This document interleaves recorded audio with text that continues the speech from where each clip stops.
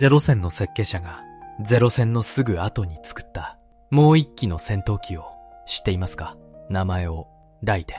重くて単速でひたすら速く高く登る B20 空を叩き落とすための迎撃機。